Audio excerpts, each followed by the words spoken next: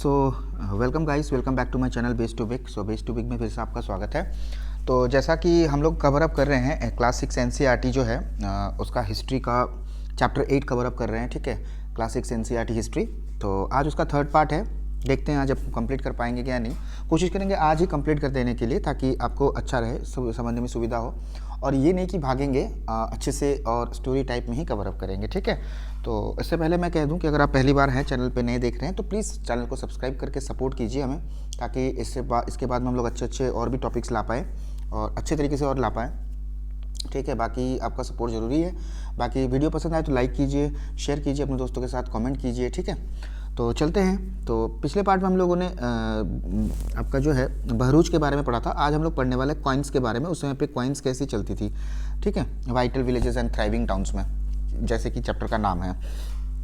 तो देखिए, कॉइन्स जो था उस समय पे आर्कोलॉजिस्ट ने काफ़ी सेवरल थाउजेंड्स ऑफ कॉइन्स उस समय पे निकाले थे, जो कि उस समय उस पीरियड से बिलोंग करती थी। ठीक है, 500 साल पुरानी, है ना, 500 ईयर्स।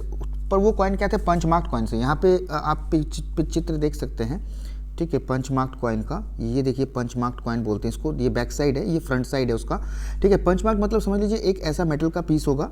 ठीक है, ये मेटल शीट होगा। ठीक है, ऐसे फ्लैट चपटा टाइप का, और वहाँ से है ना ऐसे करके गोल सा काट लिया जाता था। ठीक है, ऐसे काट लिया जाता था, और उस पर जो राजा महाराजाओं का जो भी, जिस समय पे जो राजा महाराजा होते थे, उन्हीं के मतलब जो भी उनके टाइम में जो भी उनका जो सिंबल होता था, उस सिंबल को यहाँ पे पंच कर दिया जाता था। ठीक है, छाप दिया जाता था। ठीक है, डाइस जो होता है, ठीक है, डाइस मतलब ऐसा एक समझ लो कोई भी मतलब सील टाइप का चीज़ है ना, सील ऐसे मार देंगे तो वही छप जाता था। जैसे हम लोग आज सील यूज़ करते हैं, जो सील में लिखा होता है तो सील छाप देते हैं, तो वो ऐसा पंच हो जाता है। तो उसी चीज़ को हम लोग बोलते हैं पंच मार्क्ड कॉइन। आशा है कि समझ में आ गया होगा आपको। ठीक है, पंच मार्क्ड कॉइन किसे कहते हैं, है ना। जैसे कोई भी ऐसा मेटल का काट लिया गोल गोल सा, उसमें एक ऐसा ठप्पा लगा दिया, तो वो ठप्पे में जो चित्र होगा वो छप जाएगा। ठीक है, according to the symbols of the kingdom या फिर एम्पायर। चलिए चलते हैं। जैसे पंच मार्क्ड कॉइन, यहाँ पे उसका डेफिनेशन दिया गया। अगर आपको क्वेश्चन आता है तो आप इस डेफिनेशन को लिख सकते हैं। Punch marked coins were generally rectangular और समटाइम्स स्क्वायर और राउंड इन शेप। मतलब पंच मार्क्ड कॉइन ऐसा रेक्टेंगल भी होता था या फिर स्क्वायर भी होता था। ठीक है, और राउंड भी होता था। ठीक है, और मतलब कैसे भी शेप का उस हिसाब से होता था, जैसे जिसको जो चाहिए, जिस किंगडम में जैसा इस्तेमाल हो रहा हो। ठीक है, जो कि मेटल शीट से मतलब काट लिया जाता था, जो कि मेटल शीट फ्लैट होता था। ठीक है ना, चपटा टाइप का, जैसे मैंने आपको बताया था, है ना। और फिर उसको बताया जाता था कि एक स्पेरिकल बॉडी, ठीक है, या फिर गोल सा भी हो सकता है। मेटल फ्लैटेंड, ऐसा नहीं कि फ्लैटेंड ही हो, शीट ऐसा ही हो, ऐसा गोल गोल बड़ा बड़ा शीट होता था, उसमें भी ऐसे पार्ट पार्ट करके कट कर लिए जाते थे। ठीक है, तो ये कॉइन को इसमें कोई मतलब खुदाई करके लिखा नहीं जाता था, पर वो जैसे ही मैंने बताया कि कोई भी पंच टाइप का है ना, ऐसे पंच कर देंगे डाइस से लेके, डाइस मतलब जो सील टाइप का चीज़ होता है, उसमें पंच कर देंगे। उसके बाद उस चीज़ को मतलब वो कॉइन बन जाता था। जिस एम्पायर का जो सिंबल था, उसी सिंबल को सील करके वो लोग पंच कर देते थे, इसीलिए इसको पंच मार्क्ड कॉइन्स भी कहा जाता है। ठीक है, ज़्यादातर बहुत मतलब काफ़ी टाइम तक ये सर्कुलेशन में रहा, है ना, बहुत सालों तक चला, इसमें बहुत सेंचुरीज तक चली। ठीक है, तो ये है कॉइन की हिस्ट्री। ठीक है, आशा है कि समझ में आ गया होगा, इस पार्ट में क्लियर आउट है आपका। ठीक है, अब देखिए यहाँ पे कुछ एक पोएम है, तो ये पोएम उतना इंपॉर्टेंट नहीं है। मतलब ऐसे कहा गया कि किसके बदले, देखो उस समय पे क्या होता था, अदर दूसरे भी मीन्स ऑफ एक्सचेंज है। जैसे आपके पास अगर नमक है तो मुझे नमक चाहिए, तो मेरे पास चावल है तो मैं आपको चावल चाहिए, तो हम लोग दोनों आपस में एक्सचेंज कर लेंगे। ठीक है, पर्सन ए पर्सन बी को, जैसे पर्सन बी को ज़रूरत है राइस का, ठीक है, और पर्सन ए को ज़रूरत है सॉल्ट का। हाँ, पर्सन ए के पास में सॉल्ट और पर्सन बी के पास में राइस, तो ए को चाहिए राइस तो ये दे देगा, और बी को चाहिए सॉल्ट तो ये दे देगा। तो ये ऐसा ही सिस्टम में चलता था। तो वैसा ही कुछ स्टोरी ये जो पोएम में लिखा गया है। तो इस चीज़ को हम लोग क्या कहते हैं, इस चीज़ को हम लोग कहते हैं बार्टर सिस्टम। इकोनॉमिक्स में हम लोग पढ़ेंगे बार्टर सिस्टम क्या होता है, आप ध्यान में रखिए। Barter system means exchange of goods. Okay, exchange of good is known as barter system. Okay, चलिए अब देखते हैं सिटीज़ में और भी क्या क्या चीज़ थी। ठीक है, ये मैप 7 में देखने को बोला हम लोगों को, पेज नंबर 105 पे 105। तो ये अभी ज़रूरत नहीं है, बस हम लोग देखेंगे मथुरा जो है एक प्लेस था, आपको पता है मथुरा कहाँ पे, यूपी में है। तो वो देखेंगे मथुरा कैसे इंपॉर्टेंट है।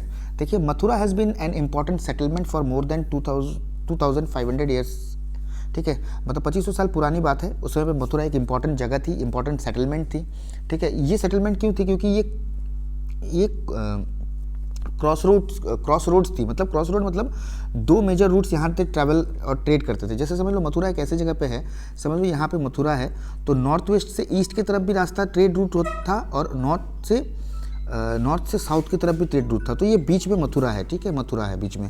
तो ये काफ़ी इंपॉर्टेंट सेटलमेंट मानी जाती है। तो यहीं पे ज़्यादातर ट्रेड जो है ना फ्लोरिश होता था। तो ये बहुत ही इंपॉर्टेंट प्लेस एक माना जाता है उस समय पे, ठीक है।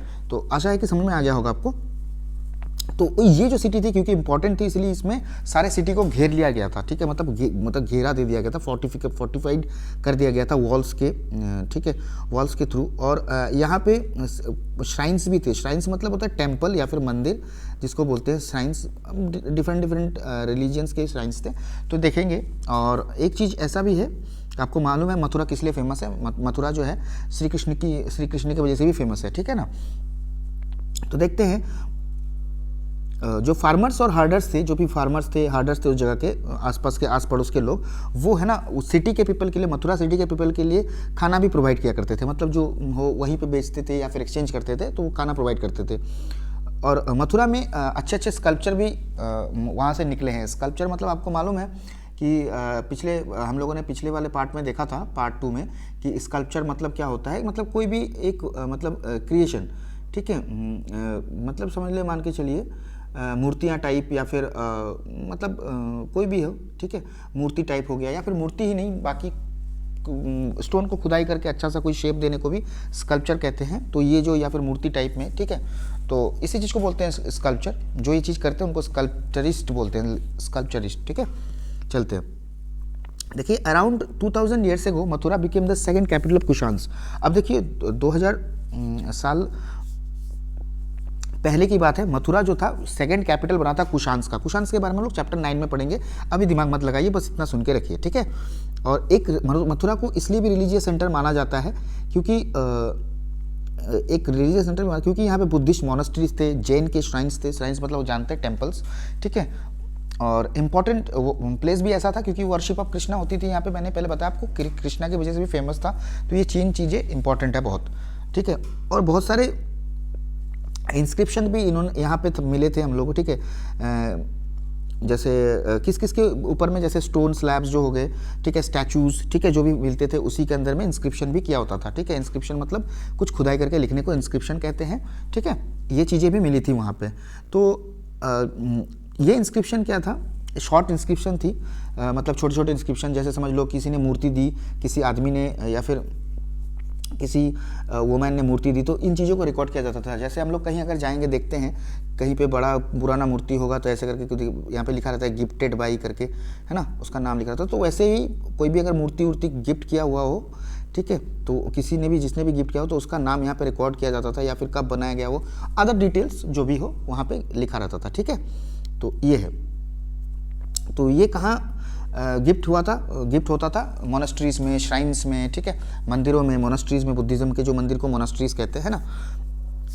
तो ये कौन करते थे? ये किंग, क्वीन, ठीक है, उसके बाद ऑफिसर्स थे या फिर मर्चेंट्स थे या फिर क्राफ्ट पर्सन थे, जो भी सिटी में रहते थे वो लोग का काम था ये, ठीक है। वो लोग कर देते। जैसे तुमने गिफ्ट किया तो तुम्हारे नाम में, या फिर कुछ इंस्क्रिप्शन किसने गिफ्ट किया नहीं किया उसके बारे में वो लोग कर देते थे ये चीज़, ठीक है। तो यही है। और भी कुछ इंस्क्रिप्शन ऐसे भी थे मथुरा से जो मिली थी, जिसमें गोल्ड स्मिथ्स का नाम था, ब्लैक स्मिथ्स का भी, मतलब ब्लैक स्मिथ्स के बारे में मेंशन था, गोल्ड स्मिथ्स के बारे में मेंशन था, वीवर्स के बारे में मेंशन था, बास्केट मेकर्स के बारे में। बास्केट मेकर मतलब बम्बू से जो भी बास्केट में बनाते हैं या फिर कुछ भी है ना, गार्लैंड मेकर्स, परफ्यूमर्स, इनके बारे में भी मेंशन किया हुआ था इंस्क्रिप्शंस में, ठीक है, कि किसने क्या दिया नहीं दिया, है ना। इतना ही है, ठीक है। तो आज के लिए इतना ही। अब बाकी जो है काफ़ी बड़ा हो जाएगा नहीं तो लेक्चर। तो अभी जो नेक्स्ट पार्ट में हम लोग, फाइनल पार्ट में हम लोग बाकी का कवर अप कर देंगे विद क्वेश्चन एंड आंसर, ठीक है। आशा है कि आपको समझ में आ गया होगा पूरा, है ना। तो जैसे ही आपसे मेरी यही विनती है कि अगर आपको वीडियो पसंद है तो प्लीज़ लाइक ज़रूर कीजिए, इससे हमें भी मोटिवेशन मिलती रहती है। और शेयर कीजिएगा वीडियो को पसंद आए तो, और प्लीज़ प्यार बांटते रहिए और सब्सक्राइब जरूर करिएगा चैनल को, ठीक है। Thank you so much, have a nice day, जय हिंद।